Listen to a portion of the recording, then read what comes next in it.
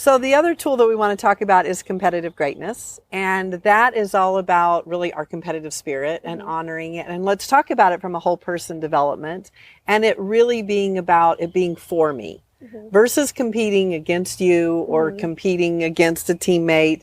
I'm competing for me. Yep. So this is a new skill to really understand how to push myself, how much is too much, you know, all of that. So when we talk about competitive greatness, and team, I'm going to get you coached up so you can do it as well. It starts with truth. So really that moment for you to be able to say, am I being lazy and not wanting to do the extra practice reps? Am I tired? Have I not eaten? Have I, you know, what's healthy versus what's not healthy?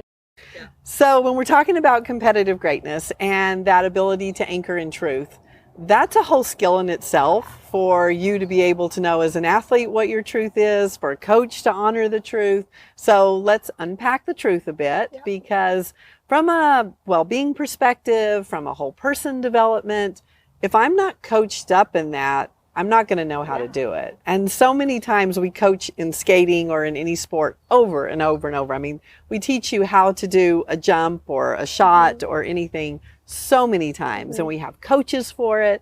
We don't have a coach sitting there coaching you on well-being. We don't have a coach to say, here's how you be competitively great for you, and here's how we honor your truth. So as we're talking about this in a mini workout, what shows up for you when we talk about truth, honoring your truth and it being for you and inspiring you, pushing you, motivating you to push into competitive greatness for yourself and honor yourself from a well-being perspective?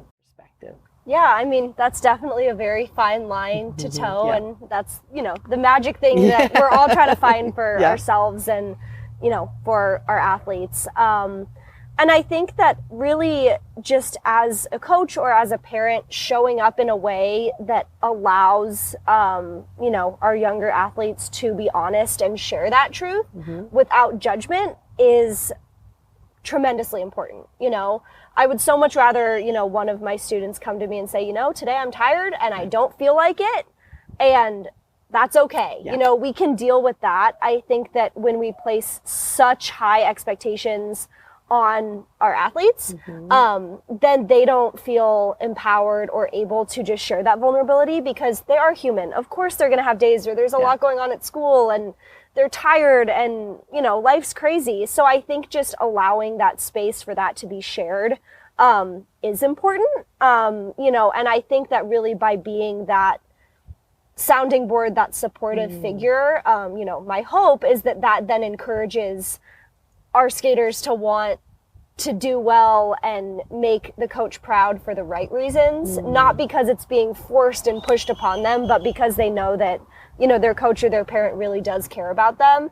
And that's why they want to work their best and, you know, do that. And I think, you know, asking athletes of any age to reflect on, you know, what their truth is, requires a very solid amount of, you know, self-awareness and self-reflection. And I think also we just have to understand that this takes work. And if an athlete is maybe not in an age or a headspace where they're kind of ready to do that, you know, then we can step in and help kind of guide them, you know, with some questions or, you know, just to help guide them to find what that is, you know, so they can start recognizing that on their own.